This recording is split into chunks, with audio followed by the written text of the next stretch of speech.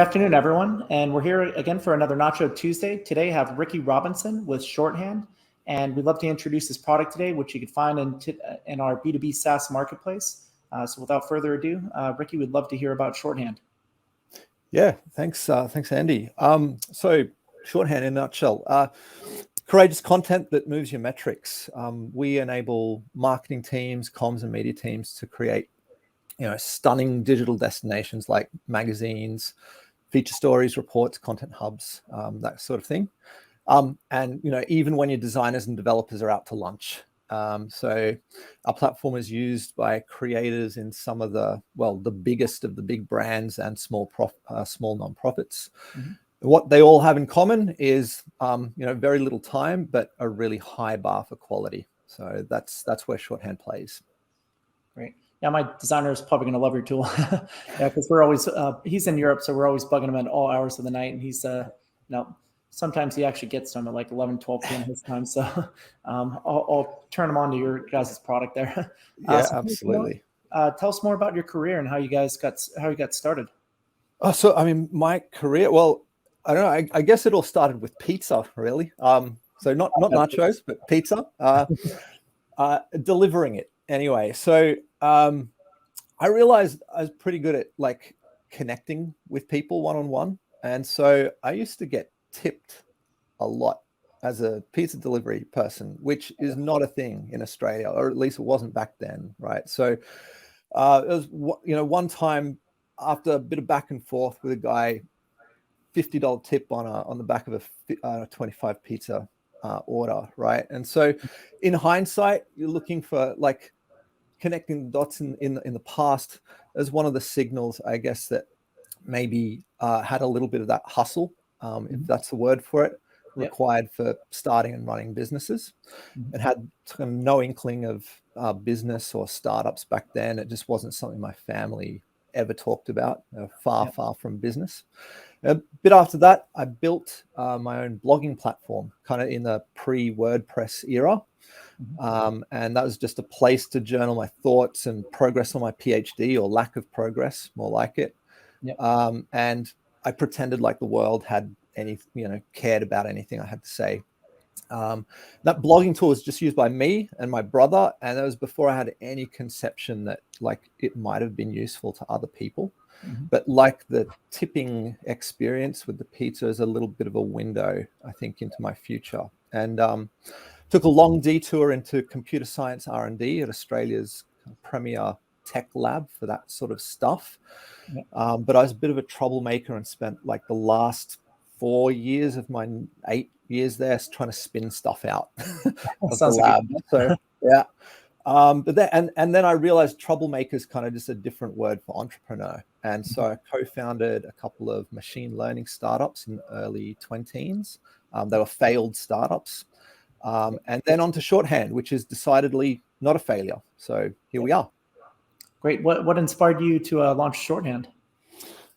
So I actually came into Shorthand after there was an initial seed of a little product there, right? And so I had been working on my own content creation platform. It was a little bit of a Medium-esque thing, just with a bit more visual. But I got tapped to come and lead Shorthand. So I eventually decided, I'm going to drop my own thing and work with this little team that had this really great product. There was no business there, but there was a seed of something special. And so I was just really attracted to what the product was doing, and the way that it could enable people or brands to connect with their audiences.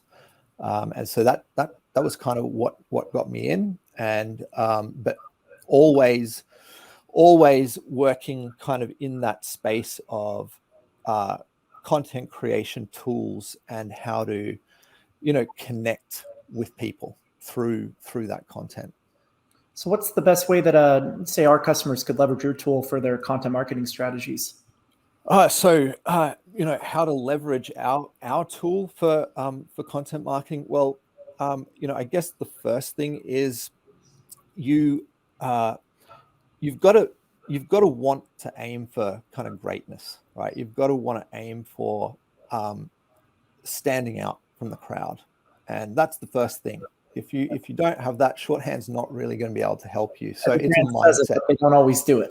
Yeah, exactly. Yeah. So it's a mindset thing, and so when if you're aiming for to be amongst those great brands and being able to really help your content stand out and amplify your brand, Shorthand is the tool for you. And what Shorthand is really great at is enabling teams that are light on resources, light on time, to create that really glossy, premium look and feel content for your blog, for a digital magazine, for an annual report, whatever that content is. That's where Shorthand's really going to be able to help you out. And then measuring the impact of that as well. Oh, that's always important. Yeah, it's more than just putting out beautiful artwork and just putting it out in the world without any measurement. Totally. I guess what's a good tip? What kind of good tips do you have for people to establish a B2B content marketing strategy? Yeah. So first of all, I don't know anyone else's business, right? So if you listen to anything How about I say, a pizza restaurant? Yeah, what more for you, right? So no strategy should be cookie cutter, and no way should you listen to some dude on a podcast who That's a great point. knows nothing about your business. So just keep that in mind. There's probably three quick things I could suggest. So first, the content marketing strategy is not an island. Before doing anything else, understand the broader marketing strategy and the company strategy. So what's your overall go-to-market strategy? Are you primarily doing, PLG? Are you doing traditional inbound? Are you a big enterprise motion, right? And then how is the content marketing strategy going to plug into that? And sometimes that's the first disconnect, because we create a marketing strategy and it just does not connect back with what the rest of the company is doing. And so if you don't know how your content marketing strategy fits into that and sits in the big picture, which parts of the funnel or the acquisition loop or the customer journey that the content marketing strategy is intended to be helping, you're kind of setting yourself up for trouble there. So second, kind of goes back to what I was saying before, like embed quality standards and aspirations right into your content marketing strategy somehow, setting the bar right up front and setting the mindset for what that content team will doing. It will make all the difference between creating vanilla content and creating something that your audience is going to love and that your team is going to be proud of, right? And so in a way, it's a little bit unfortunate that the best word we have in our industry to describe the output is content. It's a very vanilla word. It's kind of lost a lot of its meaning. But my point is, what you label things really does have an effect on what you produce. So I'd say move beyond content quickly and get to brass tacks about what is the specific kind of thing that you're trying to create and drive. And then third, just a nice way to capture your content strategy or your commerce strategy is the business model canvas, which was, it was designed for documenting like the key pieces of your business strategy, like your unique value proposition, your customer segments, your channels, cost structure, all of that. And now we're not doing this at Shorthand at the moment, but it's something I've seen work really well in the past. And you can use that canvas to answer important questions like, how will your content marketing, if you want to call it content marketing, how will it be differentiated? Like, why are people going to pay any attention to what you're putting out there at all? And which people? Like, who's your target audience? Drill down. What segment of that audience you're really going after? Where do these people hang out? What are the key activities you need to undertake? All of that kind of stuff. Is it research, interviews? It can capture all of that. Anyway, the canvas is a really great way to capture that in a succinct way that's clear. And it's really great for presenting to people that are in my kind of position, like in the executive, right? It just makes it really clear. You might have to change some of the boxes on that standard canvas. Revenue streams may not be particularly important for what you're doing, but the bones of that are pretty good as a way to capture that strategy. And then overall, though, I'd say there are two main things in any strategy. Just know your audience and take the time to produce quality over quantity. If you can do those two things and execute on that and nothing else, you're already doing way better than 99% of other companies and brands out there. That's a great point. Yeah, so I'd imagine you guys have a lot of resource, part of your content strategy. You probably have a lot of tips and tricks and resources on your guys' website and blog related to these types of strategies. Yeah, well, we have some, yeah, and we like to showcase what other people are doing too, and what they, how they've weaved shorthand in particular into their strategy and what they're executing on. So we have some, really great case Show studies. not tell. Yeah. Yep, that's awesome. So what options exist for content marketers today? Obviously, webinars is one of them. Yeah. You mentioned blogs, as another great form there. Keeping in mind that not every type of content strategy will work for every type of company, but if you wanted to give us a groundwork of what's available out there today. Yeah, I mean, I think you hit the nail on the head. Like, how long is a piece of string, really? Like the blogs, magazines, infographics, case studies. Like some people might include, podcasts as part of their content strategy. That list kind of goes on. But I think you hit the nail on the head. It's like, you want to match up what you're trying to achieve with the best vehicle for communicating that particular piece of information. Yeah. And so the best vehicle is partly determined by the way your audience wants to consume that content. Yeah. And you don't have the resources to do everything.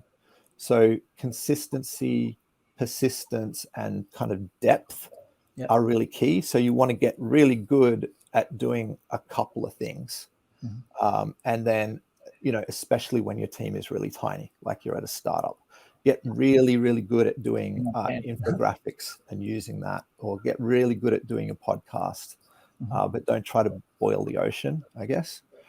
And then I just say repurpose, make the most of what you do. You've put all that effort into creating that great content, reuse it. And then if you can, bring it all together, capture it, and create a kind of evergreen owned media resource where that can sit on your website. It can, drive a little bit of SEO.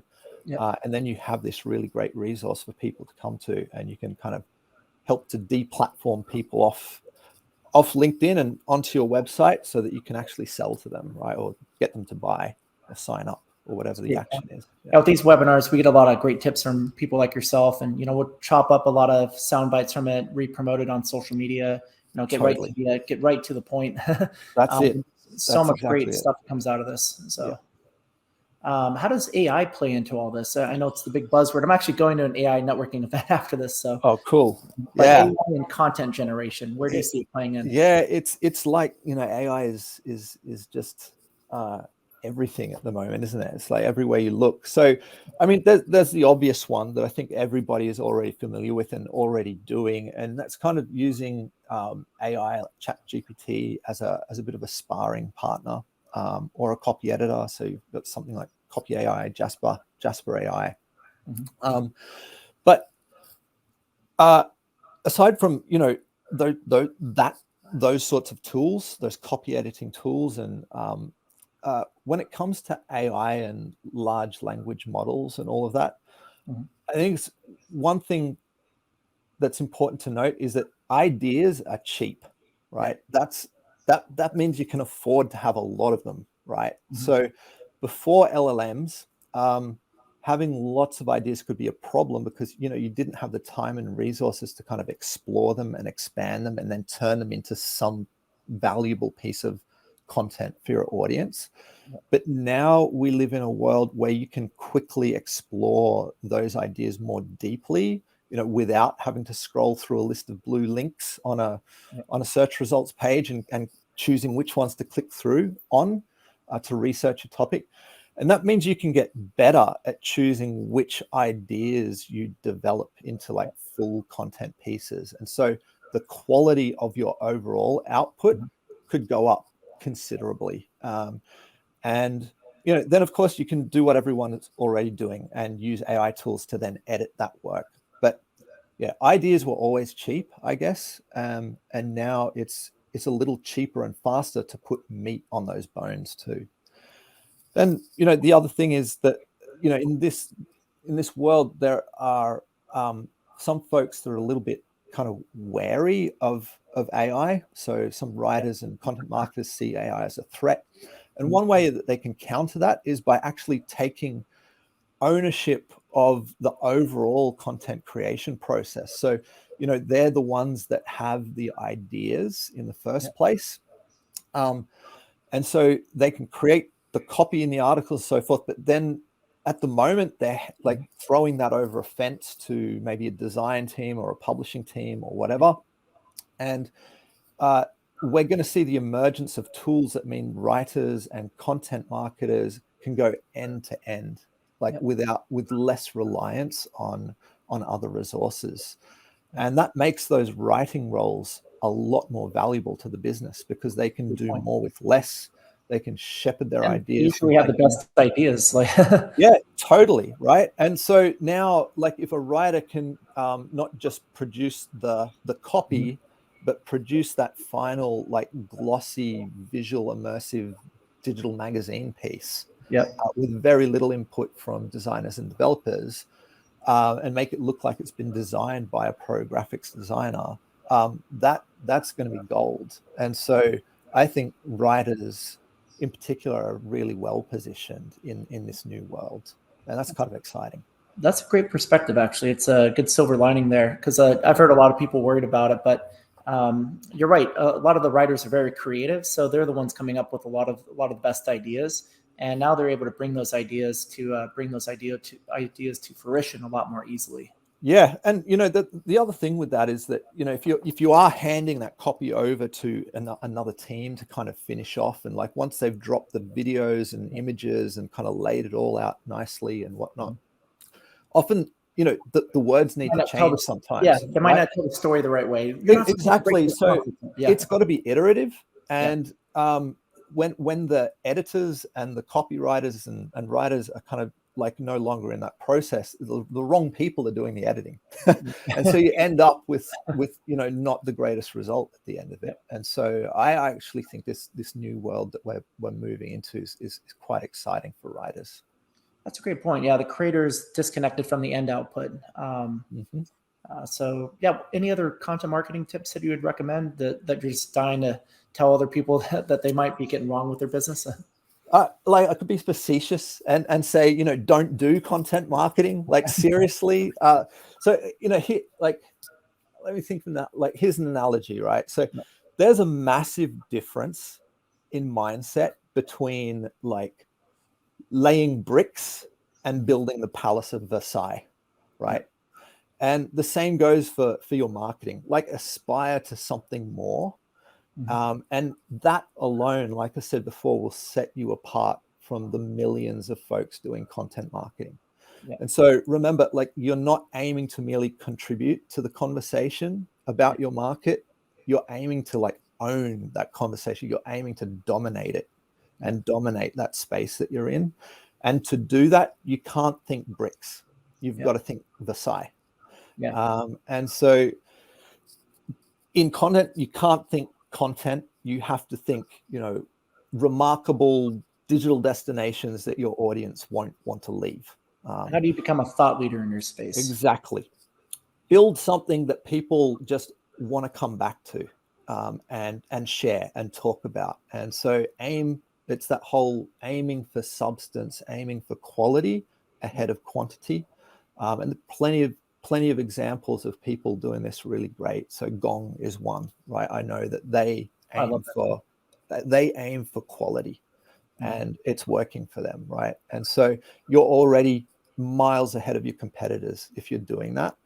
But you have to put the work in to do that. It means research, it means investigation, it means the kind of stuff that good journalists are typically known for. That's the details matter. Totally. So I guess what do you think causes most startups to fail? Obviously, attention to detail or the lack thereof is one of them. not producing quality works, another that you mentioned as well. What other tips do you have for founders and startups to follow in order to avoid failure? Yeah, I mean, I'd say the biggest one is probably just not knowing your audience, not understanding your audience, and probably, being boring. What their problem frankly, is. so but one that you might not often hear is sometimes the tools you choose dictate your process. And so like a growing number of teams these days, and I mean, especially in slightly more established startups and bigger companies, using these, big expensive design tools and, content experience tools. And they're organized around the design team, which means that the writers and editors and other folks who originate the ideas, they often end up, throwing their work over that virtual fence. And so the tool dictates the process of that content creation. But great work doesn't get done that way. And like what we were talking about before. So you want to choose tools that work with your process, and hopefully where a creator can own that process end to end, because it's way faster. The work's better quality. Work actually gets shipped. And I'd just say, choose tools that enable your marketing team to work and operate like that. That's a great point. Yeah, and that you kind of touched on it, but that storytelling aspect is huge, right? So having and the creators are very good at coming up with what that story is because they understand the audience, right? Yeah. So being able to tell your startup story, your product story in a way that relates to the right people, in a way that matters to them, is very important. And being able to resonate with them through your content marketing, the way your company operates, the way your product experience is, makes a big difference. 100%. Absolutely 100%. And we still talk, I mean, the artifact that you create in Shorthand is called a story. Doesn't matter whether it's an annual report or a part of a content hub or whatever. In Shorthand, they're stories. And so we talk about beautifully simple storytelling quite a lot. And it makes a huge difference when you're really trying to tell that story and tell it in a way that resonates with your audience. It's another word thing, right? It's not content, it's a story. And it's not, you're building Versailles here. It's not brick by brick. Each blog's not a brick. It's got to be a part of something bigger here. Absolutely. Great. So you mentioned failure earlier, and I'd love to talk about my failures as well too. But I don't believe there's any real entrepreneur that's never failed before. But I love hearing the stories about failure because I believe we learned so much from that. And would you happen to be willing to share one of those stories with us today? Yeah, absolutely. And like, this is one of the questions we ask everybody coming into Shorthand when we're recruiting is, tell us about a failure. So yeah, a lot of people cringe at it, but it's I joke about my failures. So I love it. Yeah. So I mean, there are so many I could choose from. And so aside from being largely a failed computer science researcher, I had a couple of failed startups in rapid succession. The first one imploded kind of due to a co-founder mismatch, and frankly because I thought I knew more than I did, like honestly. And then the second one failed simply because we stopped, like we gave up, and we absolutely shouldn't have. And we should have figured out a way to keep it going somehow, because knowing what I know now, that company definitely had legs. And so that there's a saying, startups don't die when they run out of money, they die when they run out of energy. And for Composure, which was the name of that company, that was certainly the case. Yeah, a lot of times people quit too early, and it's hard for startups, right? But you have to kind of roll with the punches and figure out how to get to the next month, and how to get to the next month after that, how to get your product to market, how to get your first customers. And if you have that vision, right, the Versailles, and you're looking at it and you see all the steps in between, you just got to motivate yourself by getting to that next step each and every time. Yeah, that's exactly it. And yeah, we just stopped. So just don't stop. Great Yep. point. I've been there before too myself. So what are your favorite books that you're reading these days that somebody might be able to learn from? Yeah, so favorite books. Well, actually, there's probably one sitting right behind me here. So there's not too many about Yeah. not Yeah, too many about books that content like a lot of marketing. things. Yeah, which maybe isn't surprising, but one I've revisited probably once a year for like many years is Insanely Simple by Kent Siegel. I think that's Like it already. yeah, it is. And it's one of those books I reread often because it kind of like it mentally like refuels me, and it kind of like bolsters like the courage of my convictions on certain aspects of company culture and running a company, and like why it keeps why it pays to keep things dead simple across product and internal processes and so on and so forth. Really great book. If you haven't read it, very succinct and clear.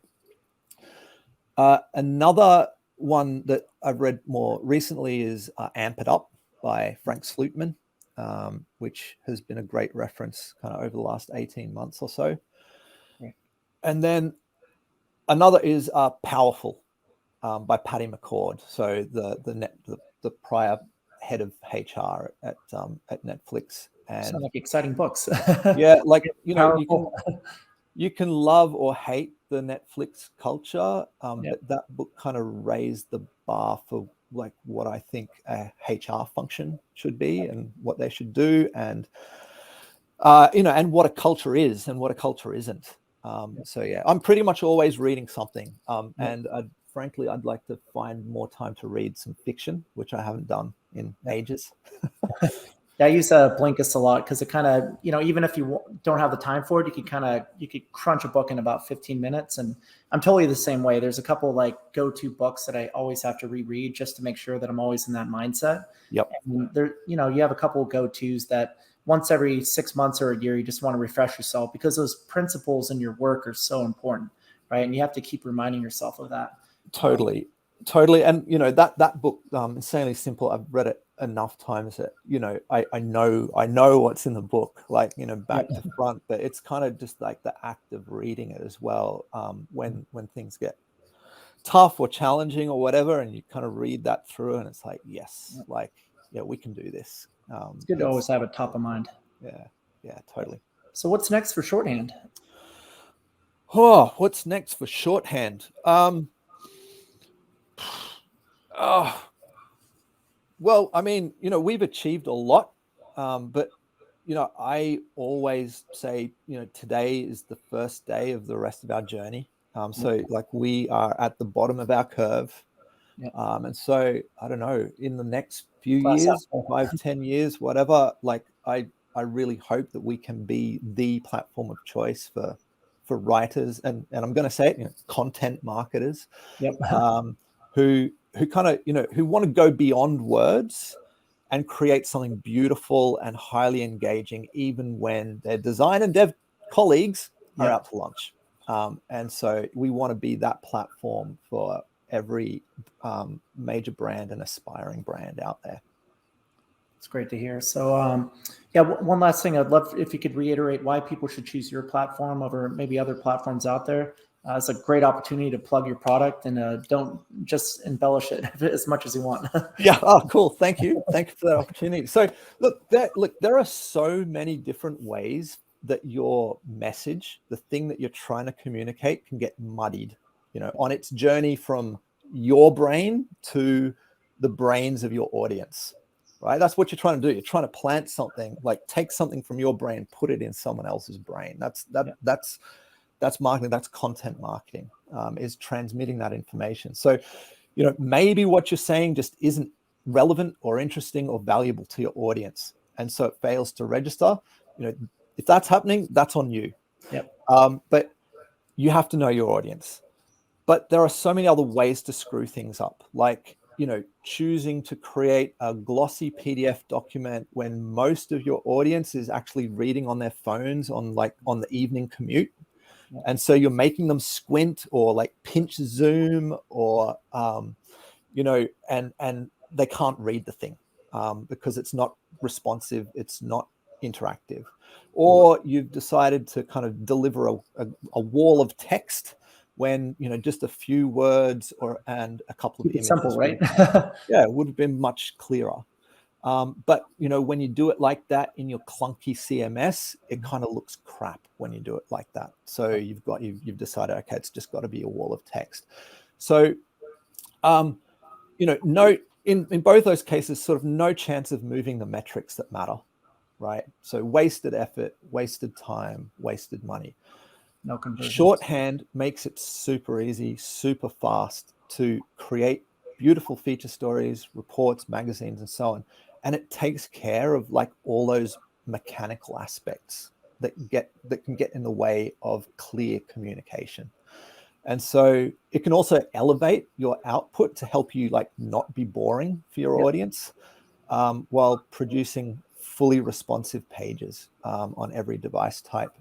Even when you've got a lot of interactivity and magical effects going on, is going to render beautifully across phone, tablet, desktop.